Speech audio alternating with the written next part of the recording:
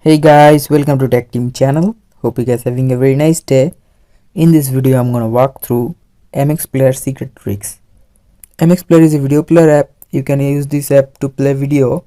So to download this app, go to Play Store and search for MX Player. Now here you can see this app. I have already installed it. Now I'm gonna open it for you. After opening any video in MX Player, you can turn the volume up to 30 because it's your phone max volume. But in MX Player you can turn the volume up to 60, which is double your phone volume. So to do that, click the HW icon here and click on HW plus decoder, and after that by swiping up like this you can just turn the volume up to 60. Now the second trick is you can hide any video in MX Player by putting a dot before the name of the video. Just long press on a video.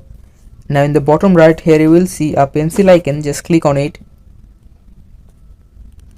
and before the video just put a dot and click on OK. Now after that the video will disappear from here. Now if you want to back the video again, just click the top right this icon, and here you can see in the last option advanced, click on it. Now click on show hidden files and folders, click on done, and after that this video will come back.